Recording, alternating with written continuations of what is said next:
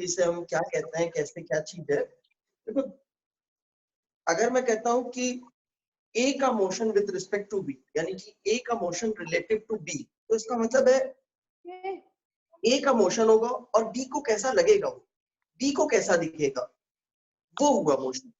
अगर बी को लगता है कि ए रेस्ट पे है तो ए रेस्ट पे हो गया बी के लिए, भले ही ए मूविंग हो।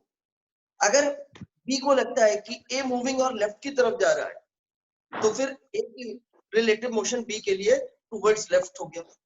जैसे अब हम ट्रेन में बैठे होते हैं और ट्रेन मान लो मूव कर रही है हॉरिजॉन्टल ट्रैक पे, फिर टुवर्ड्स ईस्ट हाई स्पीड पे ट्रेन मूव कर रही है।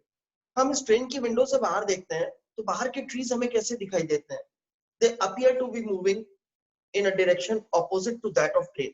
ये ट्रीज का रिलेटिव मोशन है, ऐसा हमें लगता है कि ये पेड़ मूव कर रहे हैं, तो ये हमारे रिस्पेक्ट में ट्रीज का रिलेटिव मोशन हो गया कि हमें कैसा दिख रहा है। अब हम समझेंगे रिलेटिव मोशन को थोड़ा सा conceptually.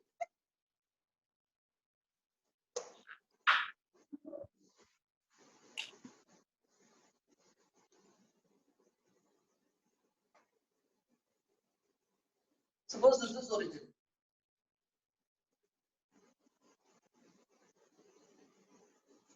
and this is some object particle or a body जिसका नाम हमने A दिया, and this is another body B.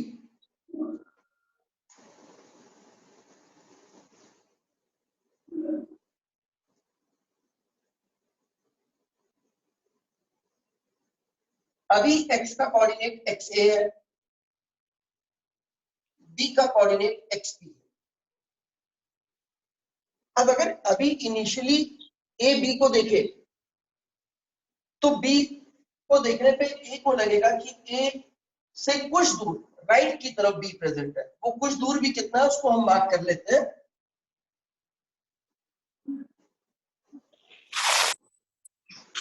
xb minus xa।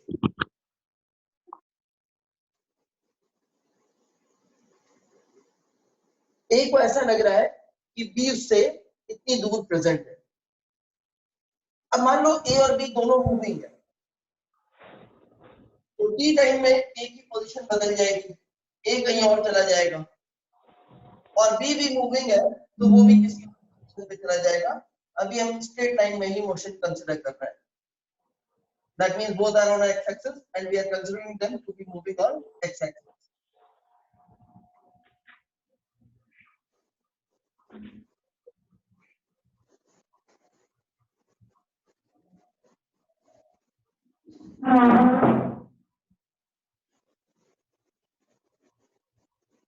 एक ही नई पोजीशन ली हो, ए अपनी जगह से टी टाइम में शिफ्ट हो गया और बी भी अपनी पोजीशन से मूव कर गया।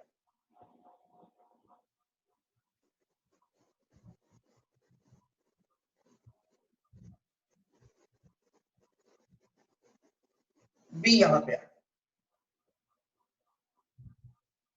सपोज ए की वेलोसिटी va थी तो ये लेंथ टी टाइम में जो ट्रेवल की ए ने वो va इंटू टी हो गई। इसी तरह अगर b की वेलोसिटी v थी तो ये लेंथ b ने जो ट्रेवल कर ली ये dv इंटू टी हो गया।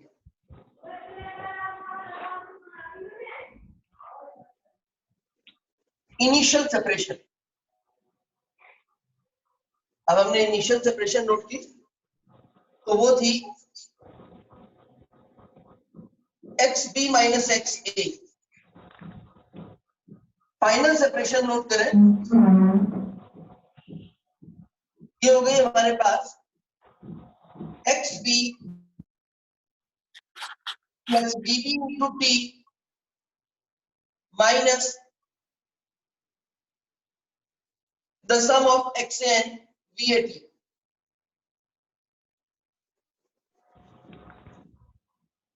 चेंज इन सेपरेशन कितना हुआ? Final separation minus initial separation. इसमें से इसको माइनस करते हैं, एक्स बी कैंसिल हो गया, बी बी टी मिल गया। इसमें से इसको सब्ट्रैक्ट करते हैं, माइनस एक्स से कैंसिल हो गया, माइनस बी ए टी मिल गया। Now change in separation del S equals to, इन दोनों में से बी कॉमन कर लेते हैं, B B minus B A into T. इस टी को लेफ्ट हैंड साइड पे ले आते हैं,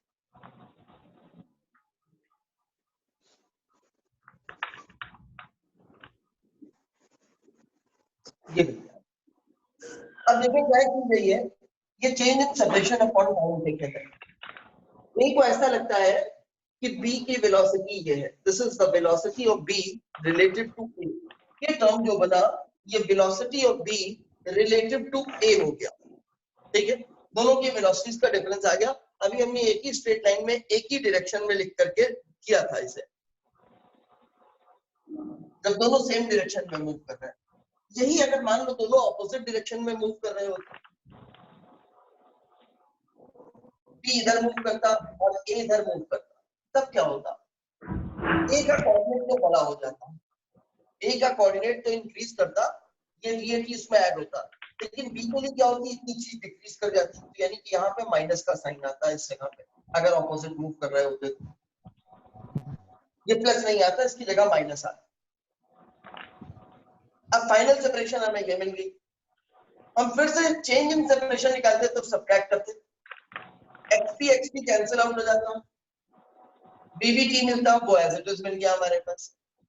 एक्स ए दोनों माइनस में कैंसिल आउट हो जाते, ये माइनस माइनस प्लस हो जाता, यहाँ पे हमें मिलता प्लस बी ए टी, तब यहाँ पे भी प्लस का साइन आता हमारे पास, और इस जगह पे भी प्लस का साइन आता। इसका मतलब है दोनों बॉडीज अगर जो है सेम डायरेक्शन में मूव कर रही होंगी तो रिलेटिव वेलोसिटी उन दोनों की वेलोसिटी के डिफरेंस से दिया जाएगा, और अगर दोनों ऑपोजिट मूव कर रही होंगी तो रिलेटिव वेलोसिटी उन दोनों के सम से, उनकी वेलोसिटी के सम से दिया जाएगा।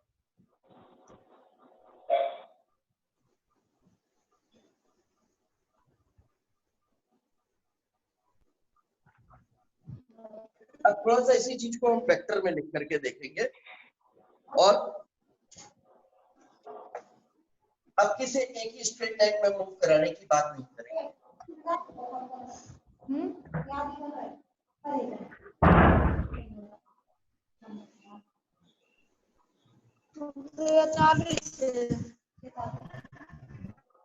मीटिंग चल रही है।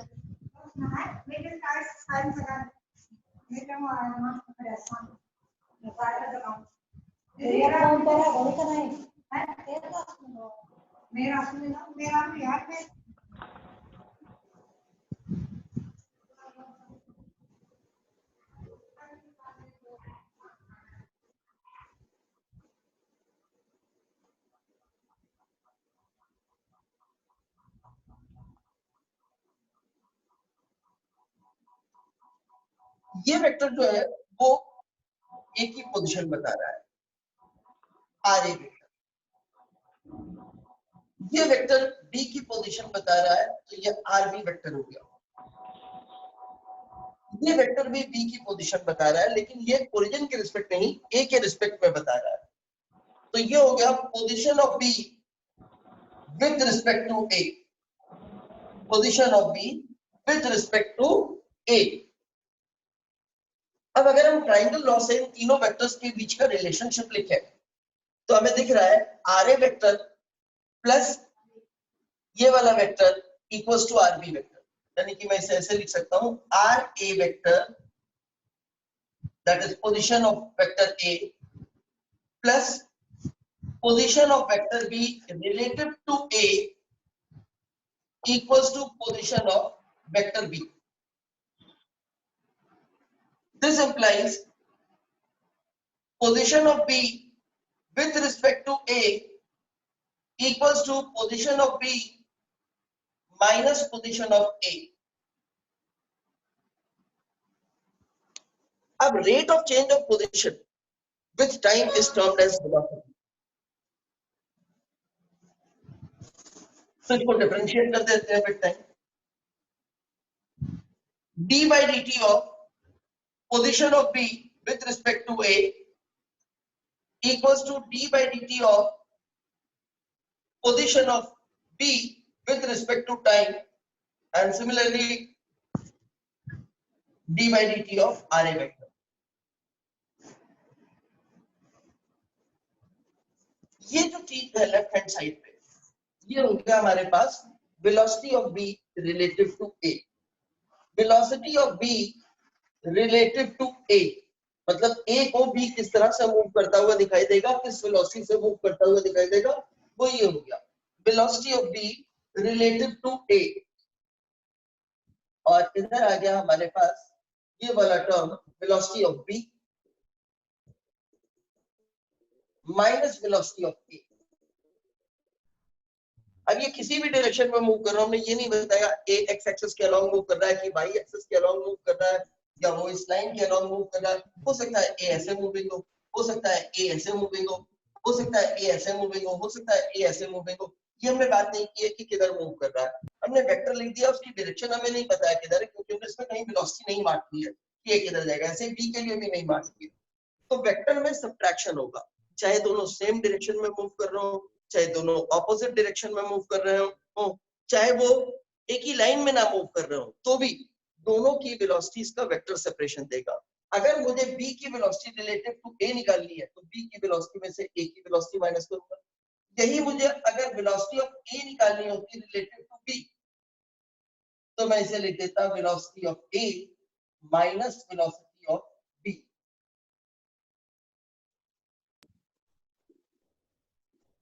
अब मान लो इस टर्म को मैं एक बार और डिफरेंशिएट कर, इसको मैं एक बार फिर से डिफरेंशिएट कर टाइम के रिस्पेक्ट में। अब ये कोई वेलोसिटी है, वेलोसिटी को जब टाइम के रिस्पेक्ट में डिफरेंशिएट करेंगे तो हमें एक्सेलरेशन मिलेगा। तो यहाँ पे हमें जो चीज मिलेगी that will be acceleration of B relative to A, और यहाँ मिलेगा हमें acceleration of B minus acceleration of A. यानी कि रिलेटिव एक्सेलरेशन भी निकालना है हमें, तो दोनों एक्सेलरेशंस वेक्टर फॉर्म में लिख के उनका डिफरेंस निकालना है। अगर हमें b का एक्सेलरेशन रिलेटिव टू a निकालना है तो b के एक्सेलरेशन में से a का एक्सेलरेशन माइनस करेंगे, और इसी तरह अगर हमें a का एक्सेलरेशन निकालना है रिलेटिव टू b तो हम a के एक्सेलरेशन में से b का एक्सेलरेशन माइनस कर देंगे। यानी कि मैथमेटिकल फॉर्म में फॉर्मूले हमारे पास ये बन गए।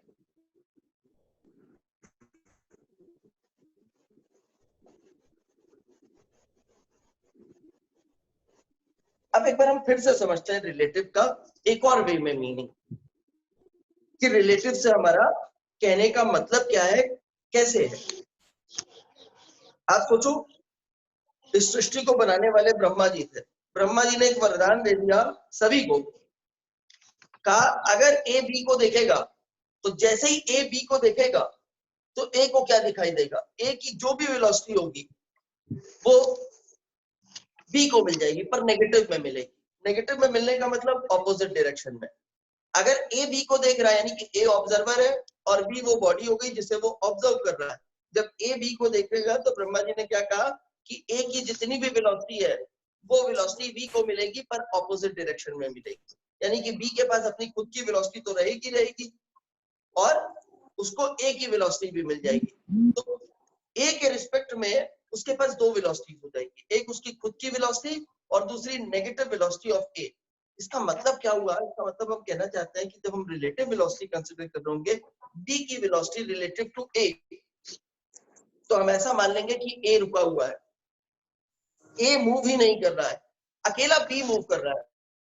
लेकिन बी जो मूव कर रहा है वो सिर्फ उस वेलोसिटी से नहीं मूव कर रहा जो एक्चुअल वेलोसिटी है बी की, बल्कि ए मूव कर रहा है, बी मूव कर रहा है दो वेलोसिटी से। उसके पास दो वेलोसिटीज है, एक खुद की वेलोसिटी जो एक्चुअल है और दूसरी जो ऑब्जर्वर है से ए उसकी वेलोसिटी का नेगेटिव ऑफ दैट वेलोसिटी। इन दोनों के रिजल्टेंट से मूव करेगा। यानी कि जब सिचुएशंस कॉम्प्लिकेटेड होंगी तो हम एक बॉडी को रोक देंगे और दूसरी को ही मूव कराएंगे। ठीक है, अब जरा हम कुछ इसके क्वेश्चंस की बात करते हैं, कुछ चीजों की बात करते हैं कि हम इनको कैसे टैकल करेंगे।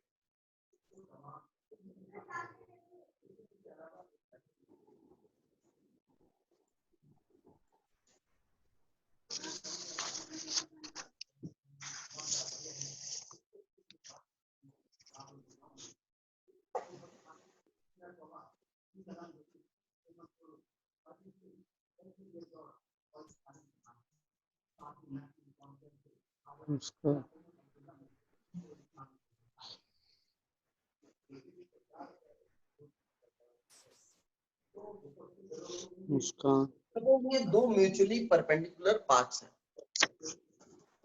यहाँ पे कोई ऑब्जेक्ट है ए, इन पॉइंट्स के इंटरसेक्शन से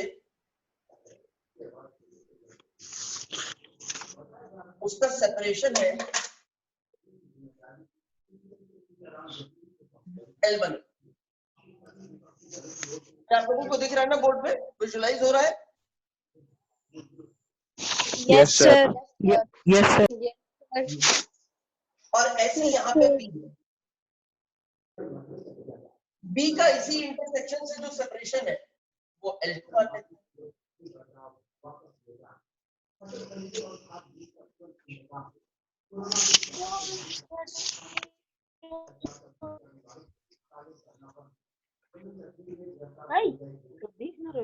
लेकिन ए रुका नहीं हुआ है, ए मूविंग है, ए इधर मूव कर रहा है। क्या बी से यानी कि इस इंटरसेक्शन वाले पॉइंट से इस पॉइंट का नाम ओ है, ओ की तरफ मूव कर रहा है और बी भी इधर ही मूव कर रहा है, लेकिन बी की वेलोसिटी बी।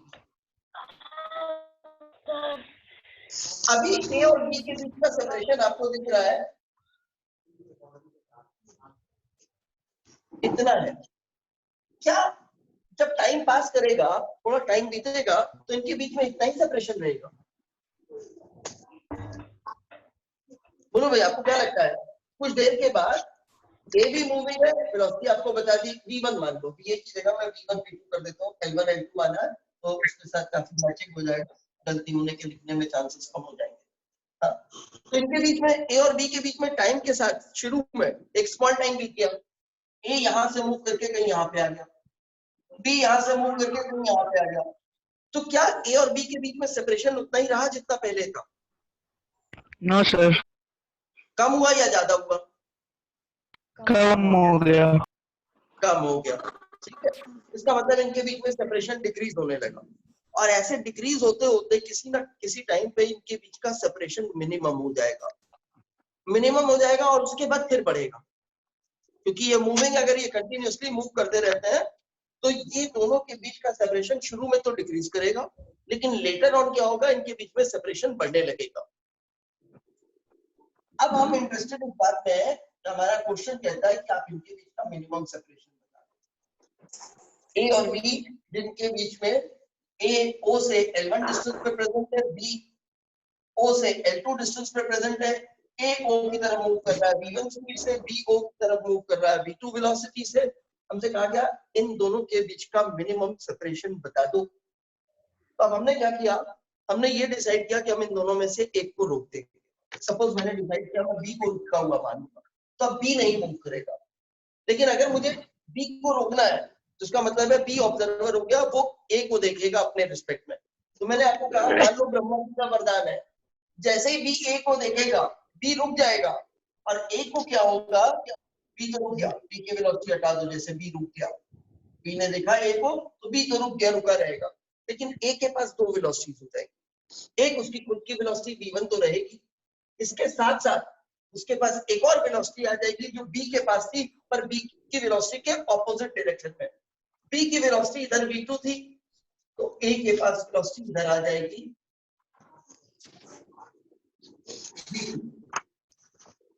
अब हम क्या कर सकते हैं, we can consider that A is stationary, all alone, sorry, B is stationary and all alone A is moving, but velocity of E now is not even, instead it is the resultant of two vectors, v1 vector and v2 vector.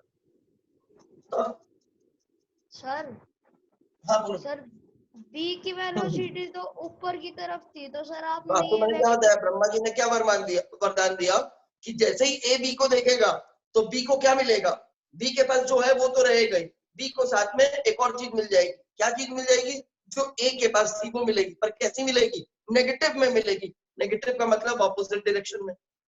तो अगर B की velocity ऊपर थी तो जब ए को मिलेगी तो किधर मिलेगी, नीचे की तरफ। ठीक है, यस सर। ये मीटिंग बीच में ही खत्म हो जाती है, तो क्लास मैं दूसरा लिंक इमीडिएट आपको भेज दूंगा, आप उस पर अटैच हो जाओगे मेरे साथ तुरंत ही। अब मैं इस वेक्टर को बनाता हूँ कि एक्चुअल में ए कैसे मूविंग दिखेगा, बी को ए किस तरह के पाथ पे मूव करता हुआ दिखाई देगा, उसको देखते हैं।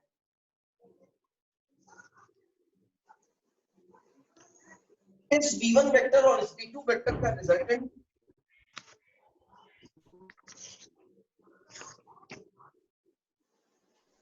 ये,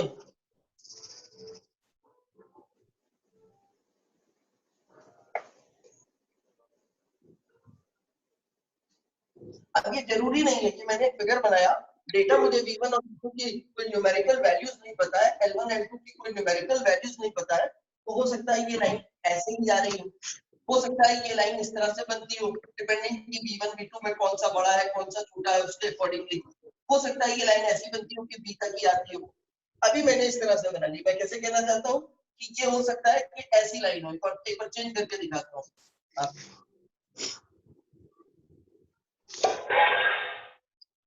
ये मैंने कहा v1 वेक्टर था और ये माइनस v2 वाला वेक्टर हो गया जो उसके पास था, मैग्नीट्यूड तो v2 ही रहा इसका।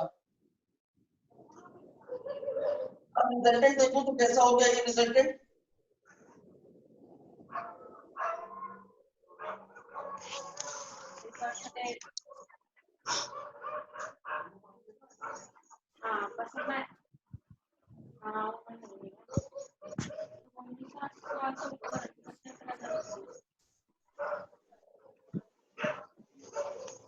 ऐसा पाथ है।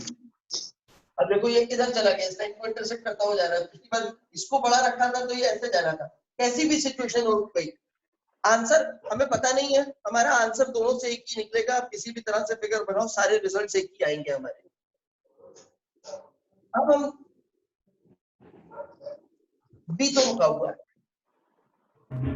तो बी एक पॉइंट हो गया, वो यहाँ पे प्रेजेंट है। ए अभी यहाँ पे है, कुछ देर के बाद बी को लगेगा यहाँ पे आ गया, कुछ देर के बाद बी को लगेगा यहाँ आ गया, फिर यहाँ यहाँ ऐसे बी को मूव करता हुआ दिखाई दे रहा है। इसका मतलब है बी का line of motion with sorry A का line of motion with respect to B ये वाली लाइन हो गई। अब मिनिमम सेपरेशन बी को तो यहीं रहना है, ए कहीं भी हो सकता है इस लाइन पे, यहाँ भी हो सकता है ए, कुछ देर के बाद यहाँ होगा, कुछ देर के बाद यहाँ होगा, कहीं भी इस लाइन पे ए हो सकता है। आपको क्या लगता है इस लाइन पे ए की क्या पोजीशन हो जाए कि वो बी से मिनिमम सेपरेशन पे आ जाए? ऐसी कौन सी पोजीशन इस लाइन पे होगी जो बी से नियरेस्ट होगी? मान लो ये एक लाइन है, ये एक पॉइंट है E और ये एक लाइन है L, P से इस लाइन तक का डिस्टेंस इस पॉइंट का ये है। ये ऐसे में बहुत ढेर सारी लाइन बनाता हूँ, आप मुझे बता सकते हो P से इस लाइन तक का शॉर्टेस्ट डिस्टेंस कौन सा होगा? सर परपेंडिकुलर होगी, परपेंडिकुलर डिस्टेंस परपेंडिकुलर होगा। इसका मतलब है अगर ऐसा परपेंडिकुलर ड्रॉप कर दूं तो यही परपेंडिकुलर वाला सेपरेशन मिनिमम होगा। तो अब यहाँ से भी बिल्कुल सेम टाइम तरीके से मैं यहाँ पे परपेंडिकुलर ड्रॉप कर देता हूँ।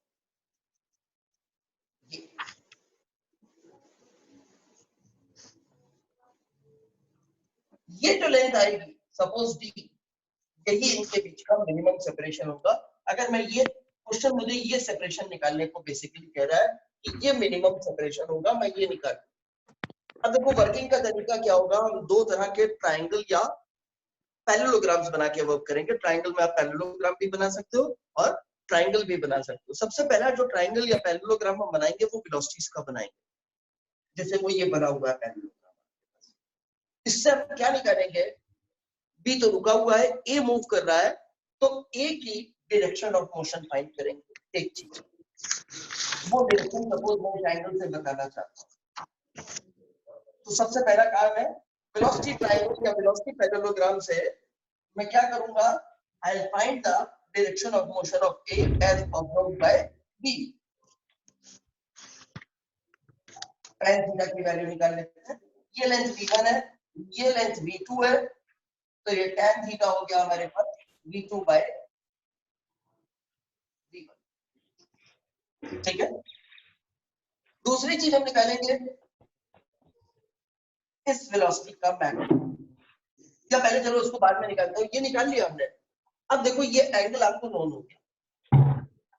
इसी थीटा को निकालने के बाद ये लेंथ क्या आपको पता है, ए से ओ तक की L1। क्या मैं ये पॉइंट मान लो, this point is P now, क्या मैं ओपी लेंथ निकाल सकता हूँ इसी ट्रायंगल से? तो ये वाली ओपी लेंथ में निकालने की बात करता हूँ। I am trying to find length OP. तो मैंने देखा tan थीटा को मैं लिख सकता हूँ ओपी लेंथ अपॉन L1। यहां से ओपी को सब्जेक्ट बना लेता हूं। ओ से पी तक की लेंथ हो गई मेरे पास v2 by v1 into L1। ये ओपी लेंथ मिल गई। इसका मतलब है अब मैं चाहूं तो मैं बीपी लेंथ निकाल सकता हूं, क्योंकि मेरे को बी से ओ तक की लेंथ पता है, पी से ओ तक की लेंथ पता चल गई है। इतनी लेंथ में से ये वाली लेंथ माइनस कर दूं तो ये लेंथ मिल जाएगी। तो चलिए बीपी लेंथ निकाल करके देखते हैं कितनी आती है। L2 minus v2 by v1 into L1। BP length equals to v1 L2 minus v2 L1 upon v1।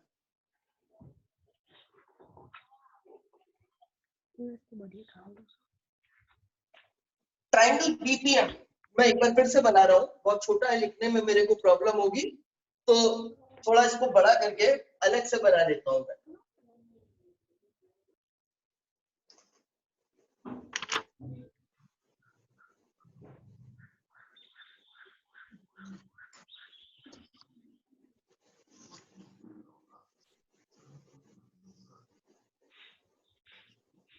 P B M, जिसमें से पीपी की लेंथ मैं निकाल चुका हूं और मैं इंटरेस्टेड हूं फाइंड करने के लिए ये वाली लेंथ डी। ये मुझे ऑलरेडी नोन हो चुकी है। ये लेंथ कितनी वाली मिल चुकी है, v1 L2 minus v2 L1 upon v1। अब देखो मैंने आपको पहले भी कहा था, दो लाइंस के बीच में जो एंगल होता है वही उनके नॉर्मल्स के बीच का एंगल होता है। अगर आप देखो तो इस लाइन के लिए ये वाली लाइन इसका नॉर्मल है, परपेंडिकुलर है, इसके साथ 90 डिग्री का एंगल बना है। और इस लाइन के लिए ये वाली लाइन परपेंडिकुलर है, तो इसका मतलब है इस लाइन का नॉर्मल हो गया ये और इस लाइन का नॉर्मल हो गया ये। तो इन दोनों के बीच का एंगल वही होना चाहिए जो इन दो लाइंस के बीच का है, यानी कि this angle should be theta.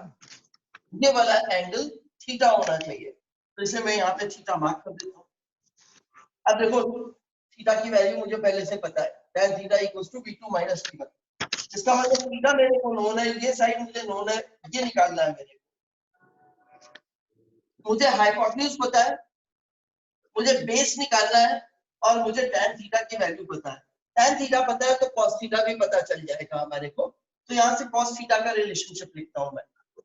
cos theta equals to d upon